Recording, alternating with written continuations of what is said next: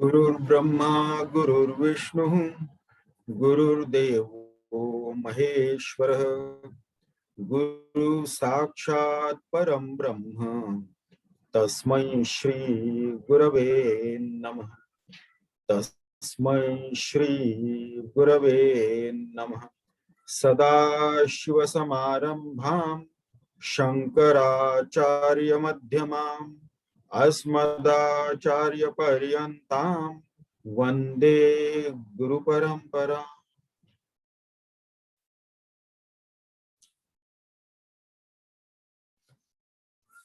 In our last session, we had covered up to the 17th shloka. Yava Shariradishu Maya Atmadhi Tavad Vidheyah Vidivada Karmanam Netiti Vakyai Akhilam Nishidyatat Jnatva Paratmanam Atha Tyajit Kriyaha. Last session started with the argument of Samuchyavadi. Prabhu Ramchandra ji talks about the Samuchyavadin who argue Karmakandis, their argument. What is their argument? Nanu Kriya Veda Mukhena Chodita Tatha Eva Vidya Purushartha Sadhanam Kartavyata Pranabhuta Prachodita Vidya Sahayatvam Upayati Sapuna. So here the Samuchyavadins argue that, of course, Vedas have spoken that knowledge is the path to moksha, to the ultimate goal, Purushartha Sadhanam. To attain the ultimate goal, knowledge is no doubt the way, method, path. But the same Vedas also talk of the obligatory duties for all the jivas or the humans. Kartavyata pranabhuta prachodita. The same Vedas also speak about the obligatory duties, that is nitya nemati karma, which everybody has to perform. And taking this argument, because it is very clear that the Shruti has said that knowledge, Brahma vidapnoti param, that has come in Taitya Upanishad, the knower of Brahman reaches the supreme. Similarly, Brahmavid Brahmaiva bhavati, knower of Brahman becomes Brahman, that is in Mundaka Upanishad it has come. Rute Jnanatma Muktihi, without Jnana there is no moksha. These are the Shruti Vakyas. So, the Samuchyavadin said that as the Shruti Vakya talks about knowledge for the attainment of the ultimate goal of human existence, similarly, they also talk about the karma, obligatory duties also, the same way they speak about the obligatory duties. Therefore, karma is sahayaka or an aid to jnana. That is what they want to say. Further, they say that karma akrutav dosham api suti jagav tasmat sada karyam idam mukshuna nanu swatantra dhruva karya karini vidya na kinchit manasa api apekshate. Moreover, what they continue their argument saying that if those nitya and nimitti karma, if they are not performed, then the same Shruti also says that one will incur sin. That is called as pratyavaya dosha. Pratyavaya dosha is that we get when certain karmas which we are supposed to do and we don't do. So then we incur pratyavaya dosha, then we incur sin. And there are such karmas that if we do, we don't get any punya. But if you don't do, we incur sin. They are the obligatory duties. So that is called as pratyavaya dosha. So karma akrutav dosham api suti jagav tasmat sada karyamidam mumukshana. Therefore, the seekers of truth, they should always engage in karma. And then Samuchyavadin further argue, if you think that knowledge is perfectly capable, it is independent and perfectly capable of giving the ultimate liberation, moksha, and this karma is not at all required even in the dream. Then further, the argument is that in the 13th shloka, Samuchavadan says, Na satya karyaha api hi yadvad adhvaraha prakangshate anyan api karakadikan tathaeva vidya viditah prakashitaihi vishishyate karmabhi eva muktaye. So even to perform the karmas that you punya phala, a lot of accessories are required. All the Vedic rituals require accessories. First, the karta is required, and then apart from karta, then if one is doing the yajna, then all the samagri, the accessories, all the objects are required for that purpose also. Prakanchati anyanapi karikadika. So a lots of accessories are needed.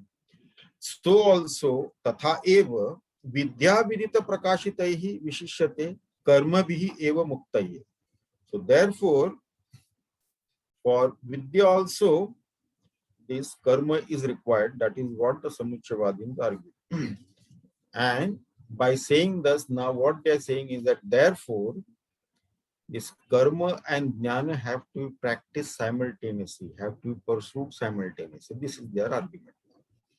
Now, what is the contradiction in this argument? Prabhu Ramchandra ji says in the 14th shloka, Kichid vadanti iti vitarkavadinah tadapi asaddushta virodha karanat deha abhimanat abhivardate kriya vidyagata ahankrititah prasiddhyate. So this is how some vitarkavadinah, some people argue, which is an incorrect argument. Vitarka, which is not correct, which is not the proper logic. Vitarkavadinah tadapi asadrushta virodha karanat. Why? Because of the opposing nature. There is an opposing nature here. That is the virodha karana. What is this opposing nature? Deha abhimanat abhivardate kriyaha vidyagata ahankrititah prasiddhyati.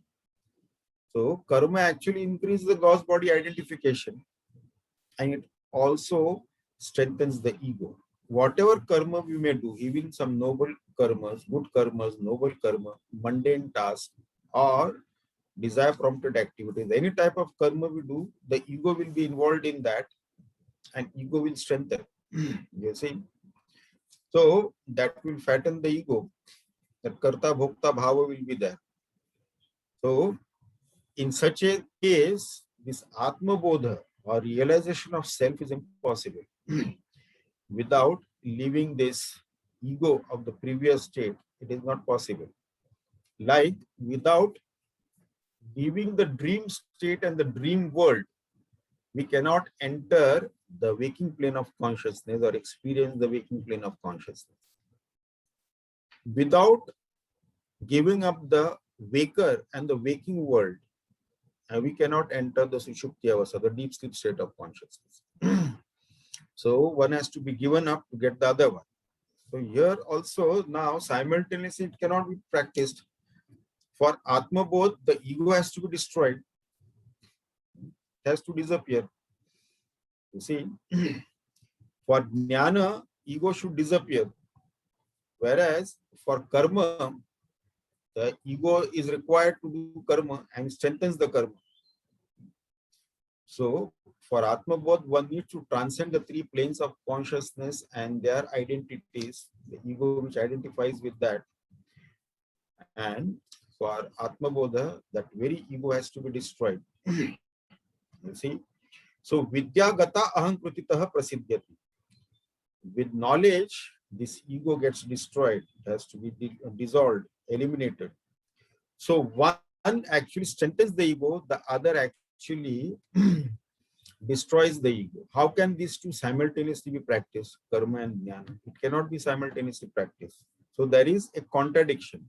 So though the Samuchayavadin is quoting the scriptures and all that thing, but there is a contradiction in that.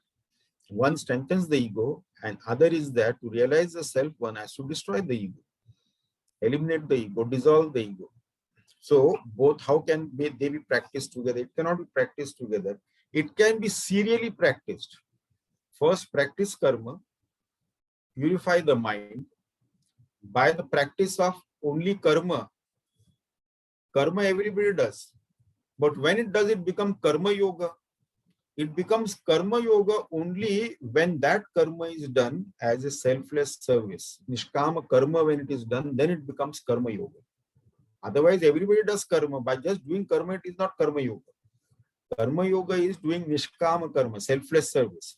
Through selfless service to nishkama karma, then the antakaran is purified. That is the purpose of karma yoga. That it doesn't destroy the ego. Ego will be very much there, but at least the antakaran gets purified, and a purified antakarani is ready for knowledge. And having purified the mind, then we pursue the knowledge. So once that is over, then get rid of those karmas and pursue the knowledge. So they have to be practiced serially. First do the Nishkam Karma Yoga, purify the mind and pursue the knowledge. Both cannot be simultaneously done because one is strengthening the ego and other is there to destroy the ego. How can they be practiced together? That is not possible. So Gata Ahankrutitaha Prasiddhyati. Then it was said, Vishuddha Vijnana Virochananchita Vidya Atmavritti Charama iti Bhanyate Udeti Karma Akhila Karakadibihi Nihanti Vidya Akhila Karikadikam. The contemplation, you see, the contemplation of the higher reality, or in that when the light of knowledge illumines everything, destroys the ego. Vishuddha Vijnana, that pure knowledge, Virochananchita Vidyatma Vritti Charama iti Bhanyate. Now, karma arises through what? Karma arises because of this karma. The 5 factors are needed for karma. With that, the karma arises. Karma akhila kari kadibihi. There are 5 factors. What are the 5 factors? One is the gross body. Second is the functions of the gross body. Then important one, the third one, the ego that identifies with this gross body. Then fourth one, the sense organs, the organs of perception. And then the fifth one, the presiding deities of the sense organ. These are the 5 factors required for karma. So udeti karma akhila karikadibi. For the karma, these 5 factors are required. And nihanti vidya akhila karikadikam. Whereas vidya, the knowledge, eliminates all these 5 factors which is required for karma, that is eliminated by vidya. So therefore, again, this is very clear that it cannot be practiced. Again, if we see, for karma to be performed, mind has to be extrovert and active. For contemplation, for the knowledge, the mind has to be antarmukha. Instead of bahirmukha, the mind has to be antarmukha and passive in contemplation of the high reality. So both are opposite practices. They cannot be practiced simultaneously. One can't have the mind introvert and extrovert simultaneously, or antarmukha and bahirmukha simultaneously, active and passive simultaneously. That is not possible. So therefore, this cannot be done. One has to do it serially. Once antakaran is shuddha, then the contemplation of the higher reality is taken up. Tasmat tyajet karyam asheshatah sudihi vidya virodhatna samuchayo bhavet atmanusandhana parayana sadha nivritta sarvendriya vritti gochara. And therefore now the one who has purified his mind, he has to give up all the contrary activities. Tasmat tyajet karyam asheshatah sudihi. Sudihi, the one who is the adhikari for this knowledge, he has to give up all the activities. Now, as it was earlier discussed, it is not possible to give up all the karma. It is impossible. Because even to sustain this body, some karmas have to be done. Like we have to do our ablutions, we have to take our food, that is also karma. Even if we are living on bhiksha, at least we have to eat it, go and get it and eat it. That is all involves karma. But that is the nitya karmas that has to be done to sustain the body for sadhana. So nishkam karma can be done. Once that is done and the mind is purified, then it should all be dropped. So tasmat tyajet karyam asheshatah sudhihi vidya virodhat na samuchaya bhavet. So because they are opposite, they cannot be simultaneously practiced. Under no condition karma and jnana can go together or can be practiced together. So because of virodha there. So atmanusandhana parayanaha sada. So then one should engage. Now what happens is that when mind is sufficiently withdrawn from the external world, it has become antarmukha. Then we are not engaging in karma, it saves a lot of energy. And this energy has to be used in the contemplation of the higher reality. In the study of the scriptures, in the Shravana sadhana, listening to the scriptures, then mananam, reflecting on the scriptures, and then contemplating on the scriptural statement. So then, in the 17th shloka, Prabhu Ramchandra ji continues, Yavat shariradishu maya atmadhi tavat videyah vidivada karmana. So as long as in the body there is a notion of I notion in the body, shariradi means all the three bodies, gross body, subtle body, causal body. As long as there is a notion, I notion in that body, because of what this I notion has come, mayaya atmadihi, means because of ignorance. Maya means ignorance. Because of ignorance, if there is atma buddhi, notion of the self in this gross, subtle and causal body, tavad vidheyah vidivada karmana. Till then, one can do whatever is the vidivat karma as prescribed by the scriptures, the nitya nemitic karma and so on. Then, neti iti vakya hi akhilam nishidhyata. Then using this neti vakya, not this, not this. Akhilam nishidhyata. So neti means what? Neti practice is given to understand, to differentiate between what is self and what is not self, what is atma and what is anatma. So this is not atma, this is not atma, neti, not this, not this, not this. So is the external object atma? No, that is not atma. Then what is atma? Is the name atma? Is the name of the person atma? Is the religion of the person atma? Is the qualification, whatever it is that atma? So that these are the external conditions. Those are not the atma. Then we come to our own self. The body, is the body atma? Is the sense organs atma? Is are the pranas atma? Or is the mana and its contents atma? Or is the buddhi and its contents atma? So this neti, not this, not. After thorough analysis, that we have to go on cutting out, and what is left is then atma alone. So by proper analysis, a rational, logical, intellectual, scientific analysis, we have to come to this conclusion. Can I be the body? Can I be the senses? Can I be the pranas? Can I be the mind and its contents called the emotions, feelings and sentiments? Can I be the buddhi and its contents called the thoughts? So neti iti vakyai akhilam nishidyatat, and all everything is negated. And then having known jnatva, having known paratmanatha, having known the pure self, tajet kriya, then all the actions can be given up. That which we were doing earlier, then one is not required to do any obligatory duties at all. Then that can be given up. In fact, it all falls off. As we have seen, Jagati Asti Bhati Priya Nama Rupa. When Nama Rupa is negated, then there will be no desire. When desire is not there, there is no karma to actually attain that. So that is also rejected. Neti neti.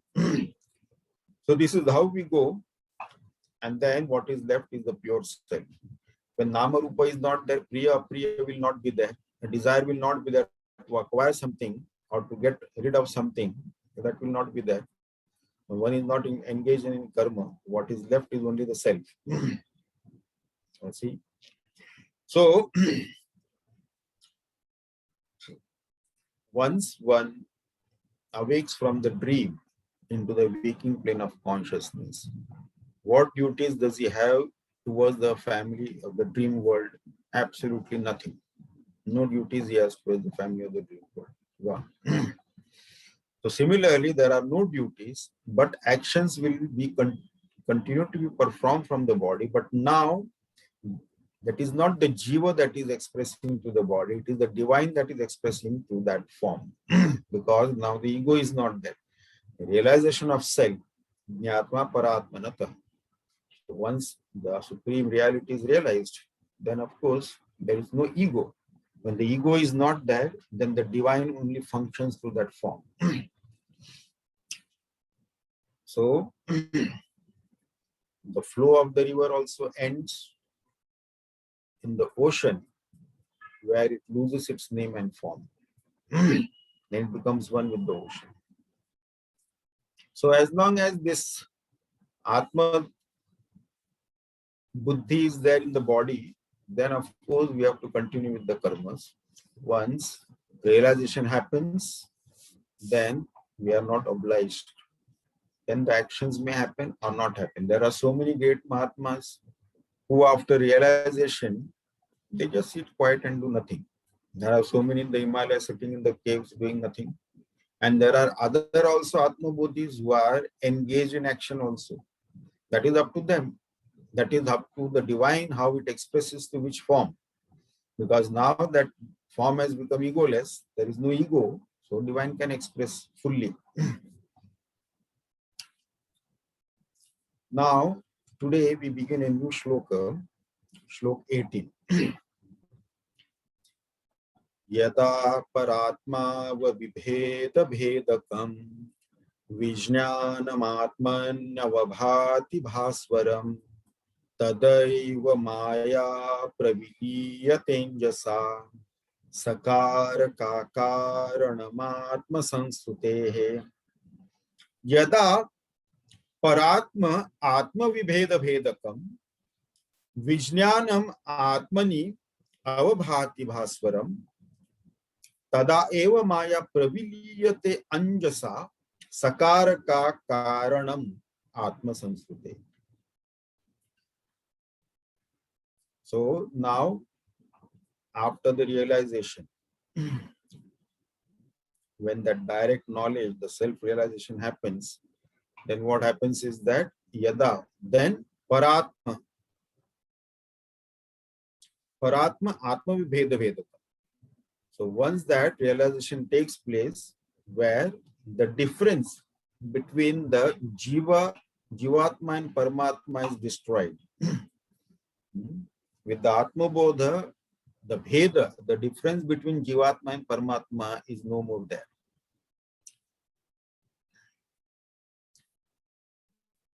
We have seen in last time also, when we are doing this puja, we are discussed. Initially, we do puja with the samagri. We light the lamp, we have all the puja samagri, we do the abhishekam, we give the vastra, chandan, tika, and everything is given, nevedya is given, arti is done, and so on. This is the puja we have been doing. Then we have to graduate further to do the manas puja. We light the lamp and sit with our eyes closed, and the entire puja vidhi is done in the mind. For that, the mind has to be extremely single-pointed. And then we progress towards the contemplation of the very deity whose puja we have been doing, a deeper aspect of that, to realize the reality behind the name and form of that deity, our Ishtadevata. And this is how we go. And then the difference between the devotee and the object of devotion is destroyed. Then they become one. Tukaram Maharaj, a great devotee of Lord Vitthal. So there are stages in bhakti also. When bhakti reaches the parakasta stage, then the devotee and the object of devotion, they become one. That is the realization of the Advaita self, non-dual reality. Therefore, in Tukaram Maharaj's Abhangas, the latter Abhangas, not the initial one, the Abhangas that he wrote later on in life, at the end of his life, they are all on Advaita Siddhanta. How can a devotee write on Advaita unless he has realized that? So, Yada Paramatma Avibheda Bhedakam, when with the Atma Bodha, the difference between Paramatma and Jivatma is destroyed, that Bheda is broken, that is destroyed. Even the difference between this Jiva Jagata Ishvara, that is also destroyed. Jiva Jagata Ishvara, actually their existence is simultaneous and they simultaneously they get destroyed. They have no independent existence of each other, Jiva Jagata Ishvara. So they exist together and then they merge together. They dissolve together, they exist together and they dissolve together. They have no independent. Jagat cannot independently exist without the Jiva and Ishvara. What will the Jagat do? Without the Jiva, Ishvara and Jagat, what will they do? And without the Jiva, without the Ishvara, there cannot be Jagat or Jiva also. So they all the three are simultaneously together existing and they dissolve also together. Yada Paramatma Vibheda Bhedakam Vijnanam Atmani Avabhati Bhaswaram, when this light shines, this self-knowledge, then Tada eva Maya Praviliyate Anjasa. That is when this Maya completely gets eliminated, destroyed, dispelled. Anjasa, instantaneously. Now, this Anjasa, Prabhu Ramchandraji is using this word Anjasa because Lakshmana in Shlok 5, if you remember, had used this word Anjasa. Tell me that by which I can instantly realize the self. Instantly. That knowledge that can instantly give me that realization. So here he says that having that knowledge, that instantly this Maya is destroyed. Maya praviliyate anjasa, instantly. And then sakaraka karanam atma samsrute. Atma samsrute, that is jiva sansara. Sakaraka. So along with that, what is destroyed is the cause Maya and its effect. So everything is destroyed together. So on waking, what happens is that when a waker wakes up, when one who is in the sleep, in the dream state, he wakes up, instantly both the dreamer and the dream world is destroyed instantly on waking. So entire the dream world along with the dreamer disappears instantaneously. So also when we wake up to that absolute reality, then the relative existence along with the causes, effects and modification, they have no more any meaning for us. So it all becomes instantaneously becomes meaningless. So sakaraka karanam atma samsrute. Then in the next verse, Prabhu Ramchandra continues, Shruti pramana bhivinashita chasa katham bhavishyatyapi karyakarini vijnana matrat midnana matradamala dvitiyatah tasmad vidyana punar bhavishyati. Shruti pramana abhivinashita chasa katham bhavishyati api karyakarini vijnana matrat amala advitiyatah tasmat avidya na punah bhavishyati. Now somebody may have a doubt What is the doubt? What if Maya appears again? Okay, for the time being, now I've realized the truth. Maya has been eliminated. But what if this Maya appears again after realization and again creates problem for me? Please, it strikes again. So, if this doubt is there, Shruti Pramana Abhivinashita. So, sa, that is Maya, Katham Bhavishyati Api Karyakarini. Then it is not capable of producing any effect or anything like that. It is completely destroyed. It cannot give any delusory effects with which we can get deluded. So that is not possible. Vijnana Matra, the pure knowledge. Amala is the pure thing. Advitiya, non-dual. So that pure knowledge and non-dual, Advitiya. So once that avidya is destroyed, puna na bhavishyati. It will not rise again. Now, the example that we can give that this will not cause us trouble again. The good example that Ramakrishna Paramahamsa also gives is the example of milk when converted into curd. That curd cannot be reconverted back to milk. When it becomes curd, it is curd. Once one has realized the truth, it stays real. That one stays realized. There is no question of going into ignorance again. Once the milk is converted into curd, it stays as curd only. It cannot be converted back to milk. So similarly, there is no going back to ignorance. Here, the other example cannot be quoted like once you wake up from the dream, that dream no more deludes us. But then when I go to sleep again, I'll dream again. A different dream, and again I'll get deluded in the dream world. No, that example will not be applicable here. Here the best example is once the milk is converted into curd, it cannot be reconverted back to milk. Once a person has realized and destroyed his ignorance, there is no way that he can go back to that ignorance. There is no way that this Maya can delude him. So therefore, rest assured, one should not have this doubt.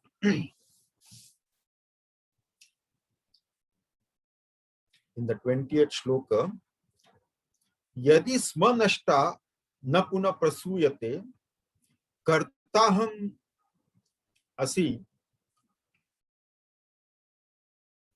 iti mati katham bhavet tasmat swatantra na kimapi apekshate vidya vimokshaya vibhati kevala. Now the sma pratyaya is used in the present to bring out the meaning of the past tense. Yes, sma pratyaya. So yadi sma, that means if this is destroyed, yadi sma nashta, that which is destroyed, na puna prasuyate, then cannot arise again, na prasuyate, karta aham asi iti mati katham bhavet. So then there will be no doership notion also. That kartutva bhava, I am the doer of this karma, karta aham asi iti mati katham bhavet. This cannot be there. How can that ever arise once that is destroyed? Maya is destroyed. Tasmat swatantra. So this jnana is swatantra, independent. It doesn't require any sahayata, the aid from karma. While pursuing this jnana, there is no need of karma at that time. Karma is practiced earlier and purified the mind, that the job of karma is over. Now it is not required. So then it independently does it. We need not do karma throughout our life, whether it is vidhivat or not. So, tasma swatantra, independent, na kimapi apekshate. Vidya vimokshaya vibhati kevala. Vidya alone is required, is needed, or that alone is sufficient, capable of giving moksha. Karma actually, because we have seen, because of opposing nature, karma strengthens the ego, whereas the jnana destroys the ego. So therefore, they cannot be practiced simultaneously together. by the same person together. So in integral yoga practices, they can be practiced serially. Practice karma yoga, then follow jnana yoga after that. So they cannot be practiced simultaneously by the same person because of contradiction, mutual contradiction. Therefore, jnana yoga is totally independent of everything. It is perfectly capable of attaining the ultimate goal of human existence. So, do we need any proof, any pramana, any proof to know that we exist? After waking up in the morning, do we need anything to know that we exist? I don't know whether I exist or not. I need to check up with the doctor. That doctor should certify that I exist. No, we don't have to do anything. Our existence is instantaneous. If even all the people in the world say you don't exist, it has got no meaning. I exist is my direct subjective experience. I don't need any pramana from anyone. Even if all the doctors in the world certify that you don't exist, it has got no meaning. So, of course, if you are a pensioner and you are going to collect your pension from the bank, you have to prove to them that you exist. Even if you present yourself there alive, and yet you have to give some proof that you exist. That is a different story. So, our existence is a direct subjective experience. That pramana is a sarvocha pramana. No other pramana is required for that. No other proof is required for that. No other help or aid is required to know that I exist. I need some help to know that whether I exist or not. No, absolutely not. It is instantaneous. I exist. This non-deniability of our own existence is the absolute truth, which even an atheist cannot deny. And therefore, in technical terms, there cannot be actually an atheist. Because to be an atheist, you should be able to deny your own existence, which is impossible. So, there cannot be an atheist actually. Somebody may say that I don't believe in God, that is fine. But what about your own existence? Do you have any doubts about your own existence? I have absolutely no doubt. So that non-deniability of our own existence is what the devotees called as God, devotees call God, and the Vedantins call as the absolute truth. So for that, no more proof is required. Vidya vimokshaya vibhati kevala. So for that moksha, only Vidya is capable of giving that. Now, further Prabhu Ramchandra ji quotes the Shruti.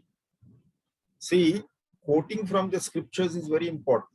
From the Shruti is very important. Even in Bhagavad Gita, Bhagwan Shri Krishna quotes from the Shruti.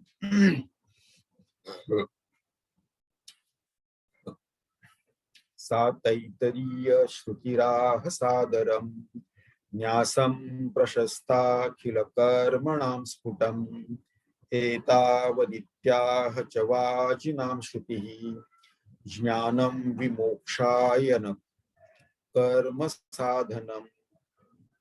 Sa Taitariya Shrutihi Ah Sadaram Nyasam Prashasta Akhila Karmanam Sputam Etavad iti ah Chavajinam Shrutihi Jnanam Vimokshaya na Karma Sadhana.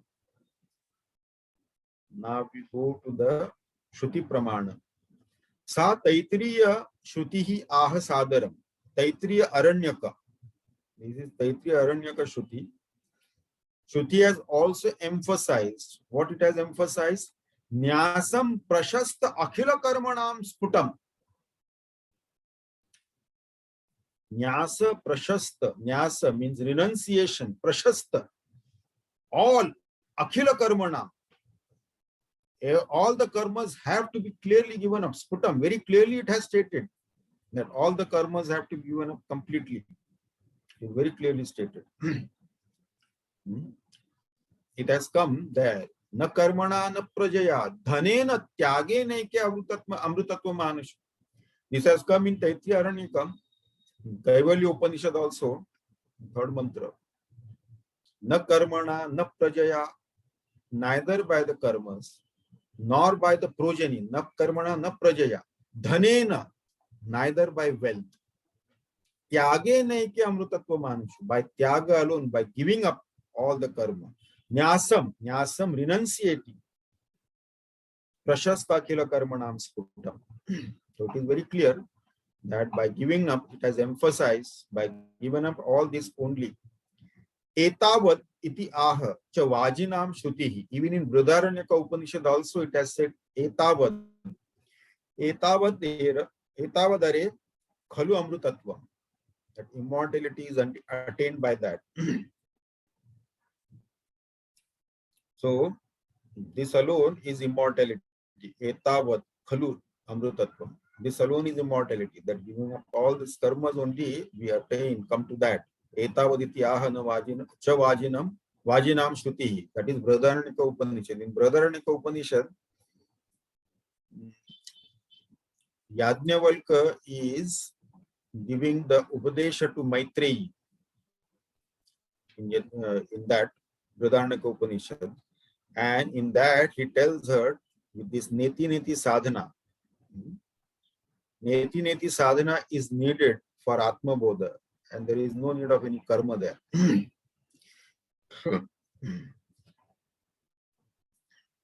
Because this karma arises from Dvaita, duality.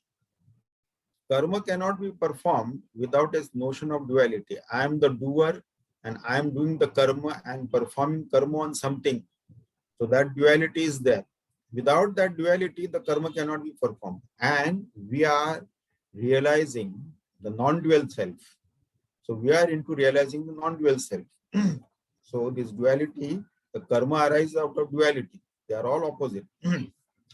So it has very clearly said that this karma has to be given up totally. Prashasta akhila karmanam sputam nyasam.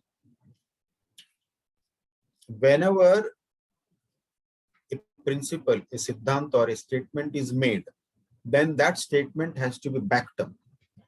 In Sanatana Dharma, anyone can make any statement, no problem. But that statement will be accepted only by this 4 pramana. First and foremost is that even if you have proved it with yukti pramana, by logical analysis, that is yukti pramana. There are 4 pramanas: Shruti pramana, yukti pramana, drishtanta pramana, and anubhav pramana. So anyone can make any statement, no problem. Then they have to prove it through logical analysis. This is yukti pramana. Then they have to prove it to drishtanta from the world of phenomena. So from giving an example, they have to prove, to substantiate their logical analysis, they have to give an example also. Then the third important thing is that the Shruti Pramana. The Shruti Pramana has to be given. Now Prabhu Ramchandra ji has given the Yukti Pramana and the Drishtanta Pramana examples also. At the same time, he has given the analysis also. And now he's giving the Shruti Pramana also. And of course, the final Pramana is our Anubhav Pramana. It has to be proven by our direct subjective experience. Then that statement is accepted as true. That is the beauty of Sanatana Dharma. The scriptures are there and nobody is obliged to accept the statement on the face value. But we place our Shraddha in something. When we do not know, we place our Shraddha in something so that we will know it ultimately. Once we know that thing, there is no question of Shraddha there. Then it is our direct subjective knowledge. In school, we have studied about the different planets. We have not seen it, but we have placed our Shraddha on the astronomers who discovered those planets and spoke about that. And so in school, we studied about these planets and we placed our Shraddha in that. But that Shraddha is not blind Shraddha. It is a temporary one so that ultimately we'll know. Okay, the scientists have studied, they have seen through the telescope and they have come to this conclusion, they are so and so planets are there. So we place our Shraddha, okay, it must be true. Then when we get an opportunity to go to a good observatory, then we actually see through the telescope. just Saturn and its ring and all that thing.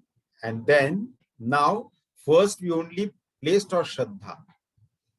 Do you believe in these planets? Well, the astronomers have said, so I believe that. Now when I see it personally through the telescope, now it is no more my belief, it is my knowledge. Do you believe in the planets? No, I don't believe in the planets. I know they are there. It is my knowledge. So there is the difference between belief and knowledge. Belief is there as long as we do not know. We place our Shraddha in that because of the source from where that knowledge is coming. If Shruti is speaking, we have Shraddha in the Shruti. The right source. Scientist is telling, an astronomer is telling. So we have Shraddha in that. So we place our Shraddha in that. And that Shraddha, we have kept it so that we know it eventually. And then it is not a question of belief after that. Once we know it, it is not a question of belief. Once I have seen that Saturn planet with the ring around it, and then if somebody says, do you believe in this planet called Saturn which has got a ring? I don't believe. I know it. It is there because now it is direct subjective experience. I have seen it personally with a telescope. So it is not a question of my belief. It is my knowledge. So belief is only temporary. The belief has to be converted into knowledge. So we believe in God. Ultimately, we have to realize God. So that is the thing. We believe in the self, and then there is no difference between the self and God. Because that ultimate truth is infinite, and infinite cannot be apart from anything, or anything cannot be apart from that infinite. So it has to be the self alone. So therefore, this Shruti Pramana is required, but it has to be also with the Yukti Pramana, Drishtanta Pramana, then Anubhav Pramana is also required. So this karma, jnana vimoksha and na karma sadhana. Karma cannot be the sadhana for vimoksha, for the moksha. Because karma, actually what happens is that once we engage in karma, then one after the other, it keeps on increasing. It doesn't reduce. We have a desire, therefore we perform karma. And when the karma gives the proper result, which is beneficial to us, we want to repeat it again and again. And then because of this karma, then the results are beneficial. Then the karta bhokta bhava also strengthens. Then we are the doer, we are the enjoyer, we are the experiencer, and so on. So this karma will not help us. Lifelong we may do karma. At the end of that, we will be frustrated only. Because knowledge has not taken place. Why we are doing karma? Karma has got a purpose. And once it has served the purpose, then it is no more required. But we didn't understand the purpose of that. And the whole life we spent doing karma only. So by throwing the bucket full of darkness, that darkness will not go. We have to light a lamp alone. Next shloka we take up, Shlok 22.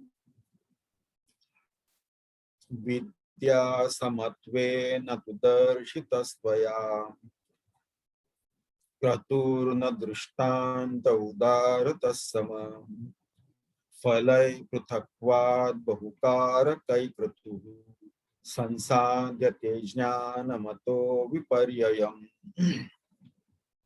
Now, this shloka is addressed to the Samuchavadins. Vidya samatvena tu darshitah tvaya kratuhu na drishtanta udharatah samaham falaihi prathakvad bahukarakaihi pratuhu sansadyate jnanam atah viparyayam. Now, Prabhu Ramchandra ji, now this is addressed to Samuchavadins. So, Vidya samatvena tu darshitasvaya kratuhu.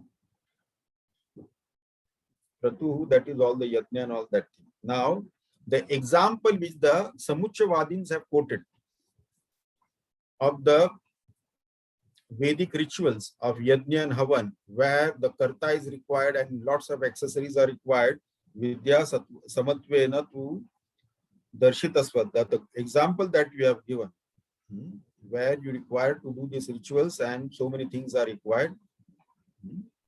So that is not the correct example that you are given. That is an incorrect example. Why? There is a reason why. So to say that karma and dhyana can be practiced together, For that, the example that we have given is actually wrong example. Example of that yajna, havan and all that thing where karta is required and lots of accessories are required. So also for jnana also that is required. That is the wrong one. Why it is the wrong one? Falaihi pruthakvad, karakaihi kratuhu. Falaihi pruthakvad. Because of the different results, differing results. The results are also different. And the accessories that are required for the performing of this karma also. Lots of accessories are required. So that is the wrong example that has been quoted here. Phala hi pruthakvad. So what is the phala? The karma gives the phala, and karma phala is all temporary, momentary, impermanent. It is subject to destruction. Whatever results that come from karma, it has a reason in time. The results have come, and therefore it is temporary. It will last temporary for some time, and then it will go. So this karma phala doesn't last. Whereas the result of jnana yoga, once the self-realization happens, that is permanent. Then there is no way of going back to avidya. That is permanent. But the result of karma, whatever karma we do, we obtain some result, and that will remain for some time, and it will go away. That will be destroyed. That will be deteriorated. That will end, and so on. The joy or pleasure or happiness also arising out of that karma or karma phala also will be temporary only. As long as that karma is there or that phala is there, that's all. When the phala is over, then that joy, that pleasure, that happiness is no more there. So they are all temporary. So jnana is the eternal thing. And therefore, bahukarakahi, the karma requires lot of accessories. Karta is required, and lots of accessories are also required. So therefore, and that is not required in the jnana because it is free and swatantra, independent. So knowledge itself is enough to give us realization, give us the moksha, give us the liberation from all the limitations and bondages. So karma arises from the body identification, and jnana arises when the body identification is dissolved. So phala pruthakvad, the results are different. Therefore, karma and jnana, they are of contrary nature. They cannot be practiced together. Should be very clear. Lakshman did karma yoga for not 1 or 2 years, for 14 years. 24/7 he did karma yoga. He should know better. And because of that, he became an adhikari. Because of that tapasya, he became an adhikari, because his antakaran was extremely pure and ready for this knowledge. Then, in the next verse, Shlok 23, Samprathyavayo hamityananatmadihi Samprathyavayo hamityanatmadihi Ajna prasiddha natu tatvadarshinaha tasmad buddhaityajama vikriyatmabihi vidhanata karma vidhi prakashitam sapratyavayah hi aham iti anatmadihi ajna prasiddha natu tatvadarshinaha tasmad buddhaihi tyajam avikriya atmabhihi vidhanatah karma vidhi prakashitam. So sat pratyavaya. Now the one who is ignorant, who has got avidya, ignorant is there, he will say, he may feel that if I don't do this karma, I will incur sin. Sa pratyavaya dosha will come. Pratyavaya dosha will come. He aham iti atmadihi. So that person may have this notion that if I don't do this karma, I will be affected, I will incur sin. So this is only for those who are ignorant. Natu tattva darshina. this is not applicable to the Tattvadarshi, the one who has realized the self. So, because Samuchavadin has said that his Pratyavaya dosha will come for not doing the Vividhivat karma. But to whom this Pratyavaya dosha will come? The one who is Ajnani, not to the Tattvadarshi, not to the one who has realized the self. So, Sri Ram tells here, it is applicable only to an Ajnani and not to the Tattvadarshi.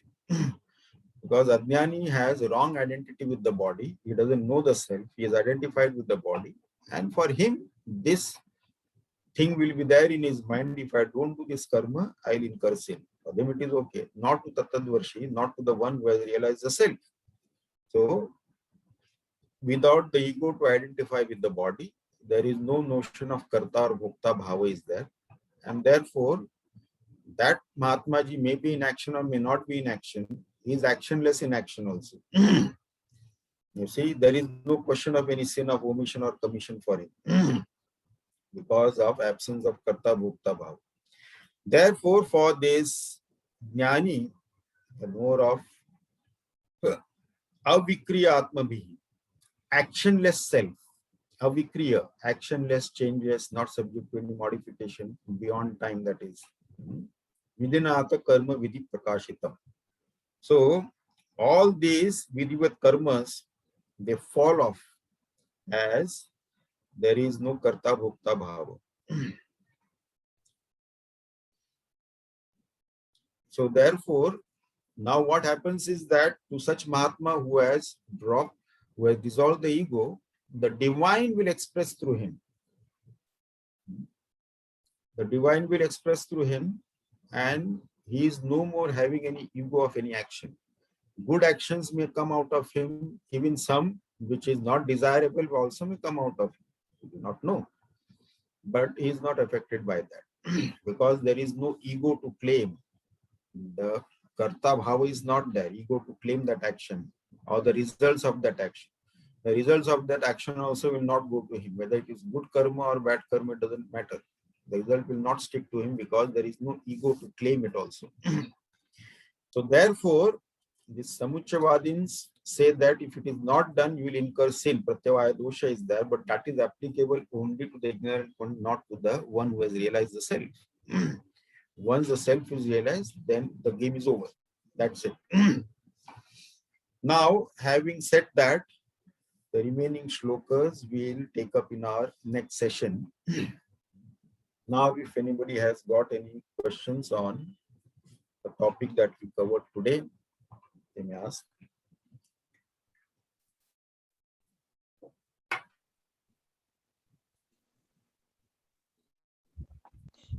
Swamiji, Hari Om. Hari Om.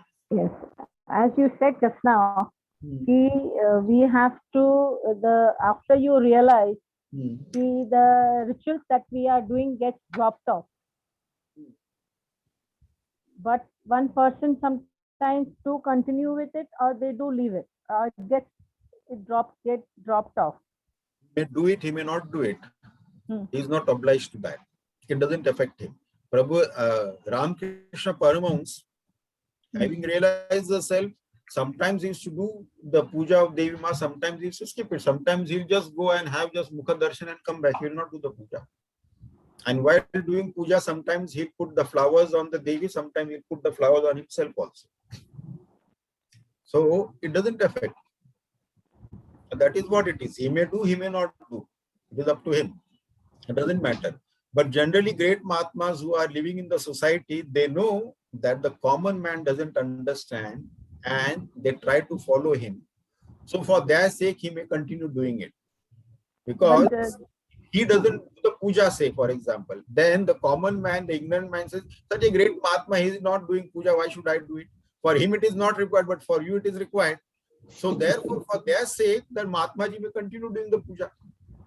But it is not required for him. But he is not attached to it. He is not attached to it. He may do it, he may not do it. It is up to him. He is not attached to it. It doesn't affect him. Because that ego is not there anymore. And he is one with the one whose puja he was doing earlier. Yes. You see? So it doesn't matter to him. But if he's staying in the society, if he's in isolation in some forest or in some mountains or in caves or all that, he couldn't care less. He'll be sitting just like in samadhi or meditation like that, and he may go about his life like that. But if he's living in the society and there are people who think he's a great saint and they try to follow him, so he has to be careful. Is that if I don't do puja, though it may not be required for me, but these people will quote me and say that Mahatma Ji is not doing puja, why should I do it? But have you reached that Mahatma Ji stage? No. Without reaching that stage, one is able to give, one is ready to give this thing up. And proof to exist. What was that little confusion? What was that? Proof to exist in verse 20. You said proof is subject to experience, subject of experience. Knowledge is direct and subjective. Now in that I said that, do we need any proof to know that we exist? Do you have any doubt about your own existence? No. Don't need. That is direct and subjective. We don't need any proof for that. Isn't it? So jnana is a pramana itself. We don't need any assistance from any other karma or anything like that, any vidhi. Jnana alone is enough to give us the realization. My existence, I don't need any proof from anyone that I exist. That is the direct subjective experience. So that is knowledge. For knowledge, no other assistance is required. Yes, Swami. Thank you, Swami. Hari Om. Hari Om, Swamiji. I feel because of our karmas we are here. If we will stop doing any karmas, I say, okay, I realize I'm stopping my karmas. Because of this, our karma, whatever bad or good, we are here. And I'm facing you and I'm in this study circle. If I have not done any karmas in the past, then how? And for getting knowledge also, we require some karmas to perform, to read or to listen. That all thing comes like, chintan, manan, reading, nidhinyas, everything. Those are karmas only, no? Right. But that has to be practiced serially, not simultaneously. We have done karmas and then we have come to this stage now. Now we have to practice jnana. You see, so with our karma, we get knowledge and that we have to do it. It should not be simultaneously. No, karma helps us in purification of the mind. Let us be clear about it. Yeah. What is the role of karma on the spiritual path? Role of Nishkama Karma Yoga is for purifying the mind. And in such a purified mind, the knowledge takes place. So let us be very clear about, and karma, when we say karma, it is not any karma. It is Nishkama Karma. By doing any karma, our mind doesn't get purified. Mind gets purified by doing Nishkama Karma, selfless karma. Then only our mind gets purified. And then we are ready for this knowledge. So in that purified mind, the knowledge happens. So once we have done the Nishkama Karma and we are sufficiently single-pointed, our mind is withdrawn from the external. How do we know that our mind is sufficiently purified for this knowledge? That is when the external world doesn't disturb us. Mind has withdrawn sufficiently from the external world and it doesn't disturb us. There are lots of things going on in the external world, good and bad things are happening. But our mind doesn't get disturbed by that. And our mind is withdrawn sufficiently from that. It doesn't go back there. Vairagya has attained, Vairagya has come, Viveka has come, Vairagya has come. And now that mind is ready for knowledge. For that purpose, we are doing all the karmas. We have fulfilled so many desires. We had vasanas, we had desires, we fulfilled desires. We had the experience of joy, pleasure, or happiness continuously. We did so many times. And then we come to the conclusion that these are all temporary, momentary. I do karma, I get some result, I feel happy for some time, some seconds, some minutes, a day or two, and so on. And after that, I'm back to square one. Again and again, we are doing that. So then we change track. Now we do karma, but then not for our own sake. Then we do Nishkama Karma, selfless activity, where I don't want anything from that. When we start doing selfless activity, then slowly our mind starts purifying itself. And then that also gives us some kind of joy when we are doing selfless activity. Because the ego is still there, you see. But at least it is good that now I'm not doing any selfish karma for my sake. That is fine. And then when the mind is purified, the vairagya is there, viveka is there, we are ready for the knowledge. And once we enter that, then whatever karmas we are doing so much, we are engrossed in that. Now it is not required to be done so much. Whenever we have time, we do it. Otherwise, it is not required. Now we are ready for knowledge. Now focus on knowledge. The scriptural study, Shravana Sadhana, reflection, Mananam, Nididhyasanam, and so on. And that is how we have to continue the rest of our life. But Swamiji, Nitya Karma, we say that like, everything Bhagwan ke charnon mein arpit kar do. We don't have karta bhokta bhav. Like, and whatever it is like, whatever we get as a fall, we say it is like, accepted, like, you don't have to be just like, you are just ending as a sakshi bhav, like, you are not doing. So that karta bhokta bhav, if we means we give it up, can we say that those are karma also nishkam karmas? Or that is a let me make it clear to you. There is karma, then there is nishkama karma, yeah, then there is kartutva abhiman rahit nishkam karma. okay, The three things are there. Now, karma, any karma that we do is not karma yoga. yeah, That is for our selfish, for our needs we do karma. Okay, that is one. Now nishkam karma. Nishkam karma is selfless action. I do some karma and the results of karma I do not want. I am doing some social service, serving something and things like that, and I don't accept anything from that. Not even subtle that I should be known as a great social serviceman or something like that. No, not like that. So, not for name or fame. I may not want any money out of it, but then I may want some name and fame out of it. I should be known as a great social service worker. So no, not like that. So that is nishkama karma we are doing. Then kartutva abhiman rahit karma yoga, that is not easy. That is actually impossible. What is this kartutva abhiman rahit nishkam karma yoga? That is without the doership notion. We cannot do any karma without the doership notion, because as long as the ego is there identified with the body, that doership notion will be there. So we cannot do kartutva abhiman rahit karma, we cannot do. That will happen once we realize the self, the ego is dissolved, then the karmas will happen, then the divine will express through us. But as long as that has not happened, we cannot do this kartutva abhiman rahit karma. Then what is the next best thing? Next best thing is that whatever karma we do, we offer it at the feet of the Lord.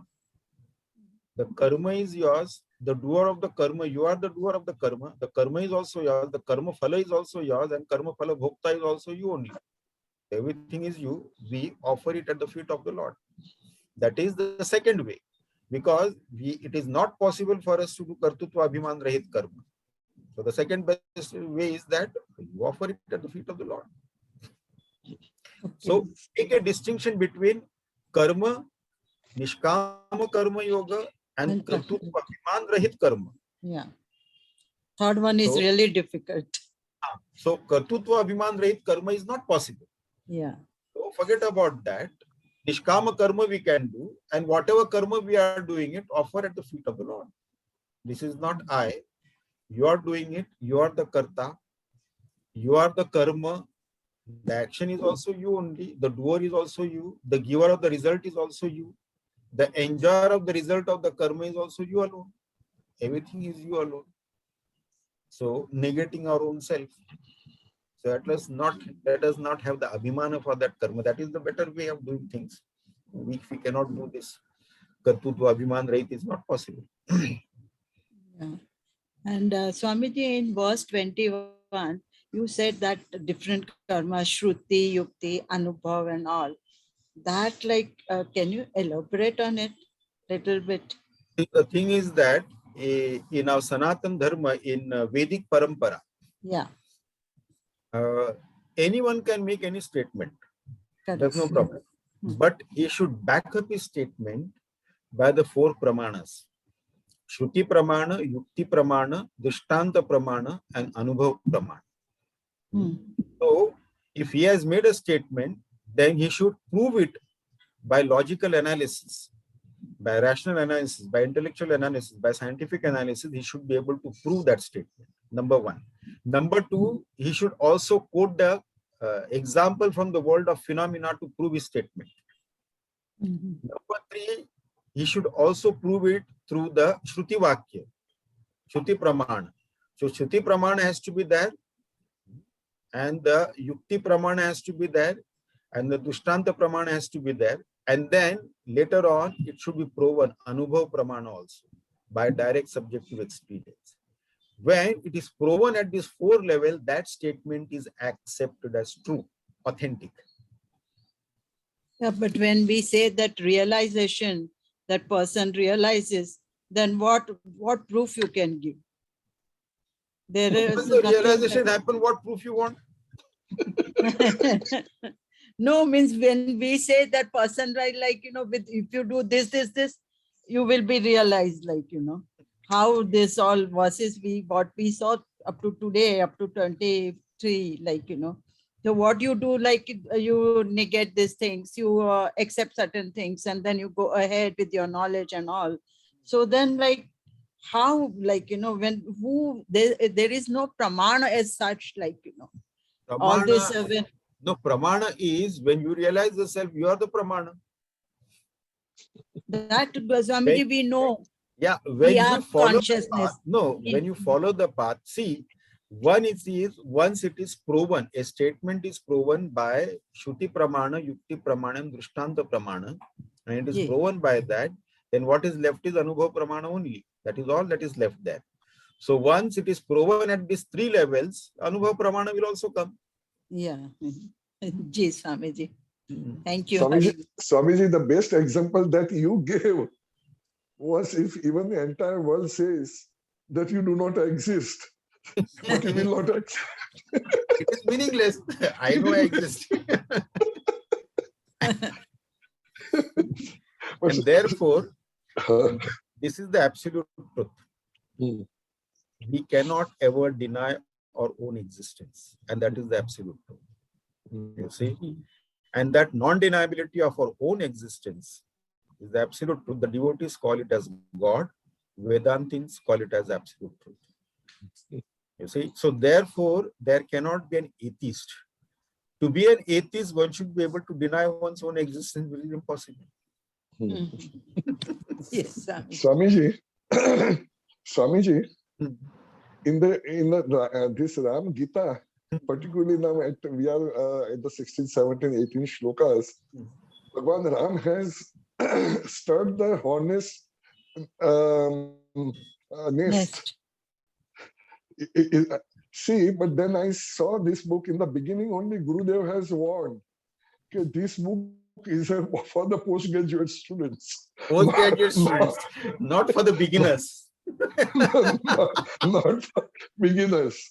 So with reference to that, Swamiji, I want to ask one question. I know that I am going to sow an apple of discord in my house, but still I venture to ask you this question.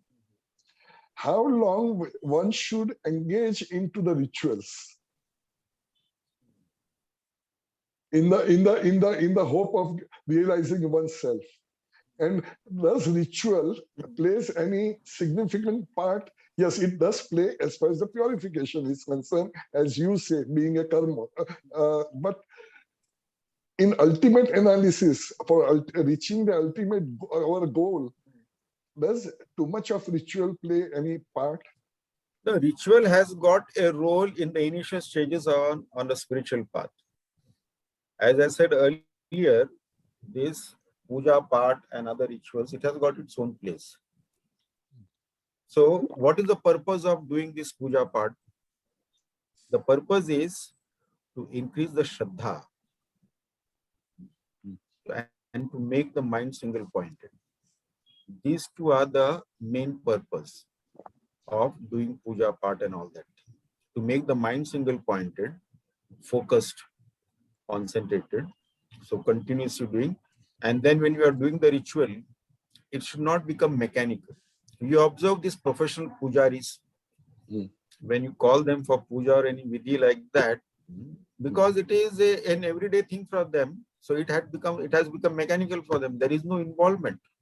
You see, so when you are involved totally with your Ishta Devata in the puja, then only the mind can become single pointed, and the Shraddha can increase, the devotion can increase, bhakti can increase, and devotion, the Shraddha also can increase there. And that will be a help. Mechanically doing something without the involvement with the Ishta Devata, when we are doing the puja, first, are we considering that we are doing the puja on a statue there, an idol there, a stone or a metal idol there, and then we are doing puja for that? Or it is my Ishta Devata is sitting there, I've done the Avahanam and he has come there, and now I have to do all the Shodapshar puja. So, am I doing that? Or I am going through the motions like a robo mechanically? So if I am fully involved in that, then that ritual, that puja part will help me. If I am doing it as a ritual, as a mechanical thing, every day morning I have to do it, so then I sit there in the puja room, light the lamp and then finish it off, that will not help. You see, am I fully involved with my deity, my Ishta Devata? Because that puja or prayer is an utterly personal conversation with my Lord, where nobody is involved there, where the cell phone is also switched off. No one can disturb me there. Very good. So that involvement, is that involvement there? Then that kind of involvement in puja will help us in the spiritual path. Then the mind becomes single pointed and concentrated. That involvement is there, that conversation has to be there. There has to be a dialogue between you and your Ishta Devata. You see? So then it happens. Then that puja. Otherwise, we go through the motions. Mechanically, we go through that. And generally people are in a hurry, and while doing puja also they shout and say that keep my breakfast ready, I don't have time, I have to rush out while doing this puja. So where is the concentration?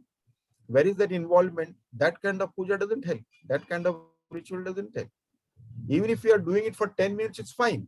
You need not do elaborate hours together that puja, but that 10-15 minutes involvement should be utter involvement. You and your Ishta Devata alone, and nothing to disturb there, and complete involvement there. That type of puja, that helps. That helps in increasing the devotion, Shraddha, faith. Shraddha is there, devotion is there, love is there, mind becomes single pointed, concentration level increases, and that will help us in the spiritual path, in the study of the scriptures also, in the reflection, contemplation of the scriptures. And slowly the statements of the scripture will start related to our Ishta Devata. And then we go beyond the name and form of our Ishta Devata. That is how the devotee and the object of devotion, they become one. If that is not there, of course, but if somebody says that by doing this puja alone I will realize the self, then that is not correct. In Bhaja Govindam, Adi Shankaracharya ji very clearly said it. Kurute Ganga Sagara Gamanam, Brata Paripalanam Athva Danam, Jnana Vihina Sarvamatena, Bhajatina Muktim Janmashatena. Whether we go to the pilgrim places, or do vratas, or give danam, or do puja and all that thing, all these rituals and all that thing, that is fine. But without knowledge, without the knowledge of the self, there is no moksha. Bhajatina muktim janmashatena. So therefore, rituals have to be done. There is a purpose for that.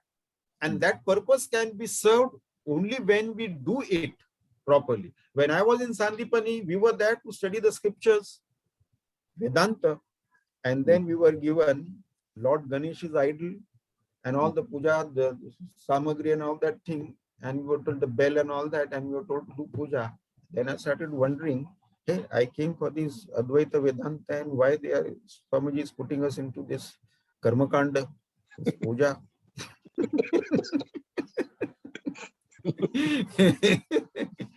So, but then, since Acharya ji has said it, we have to do it. There is no choice. There is a choiceless existence when you are in Sandipani. Whatever he says, that is the ultimate thing. But then I made it an interactive session. So I used to set the table, and the Ganesh is there, and I closed my eyes, and I used to do Manas Puja at that time, because I was doing this Jyoti Tratak and Yoga Sadhana for a long time. Then I started doing Manas Puja. So in Manas Puja, everything is happening. Then that involvement has to be there. then I'm doing Abhishekam. And then Lord Ganesh is holding my hand. Fool, you took a warm water bath and have come here, and it is winter time and you are giving cold water Abhishekam.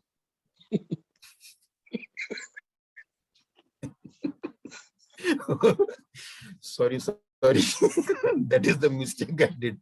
And then same thing, when that vastra is given, then again you all said, you are wearing sweater and shawl and sitting there, and then you are putting this cotton cloth on me. And now Ganesh's Ishta food is that modaka. So when you are doing Manas Puja, then all the samagri, puja samagri is also made of pure gold, you see. Everything is gold. On that gold thali, then it is full of modaka. And then I try to put the entire thali of modak in Lord Ganesha's mouth because he has got an elephant head. And then I get a tap on my head. Idiot, I have got an elephant head, but the stomach of a human being only. So put one modak at a time. This is the interactive session with me and my Ishta Devata. That involvement has to be there 100%. Then your mind will not go out of the puja room. You see? It's a meditation by itself, Swamiji. Yeah, this is what it is. So I used to enjoy that 10-15 minutes of session I used to have in Sandipani. I used to enjoy that. I used to actually look forward to that. It is hypnotizing. Yes, but Swamiji, this is a beautiful dialogue with the divine, you know. So everything has got its purpose. Everything helps us, but they serve the purpose, and then we have to move forward. But if you do that thing in the proper way, the way it has to be done, then it will serve the purpose. Not otherwise. Anyway, thank you very much, Swamiji. Thank you. Okay, then we conclude today. Yes, Swamiji. Om Purnamida Purnamidam Purnat Purnamudachyate Purnasya Purnamadaya Purnameva Vashishyate.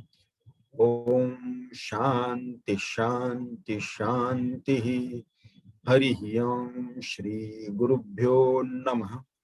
Hari Om.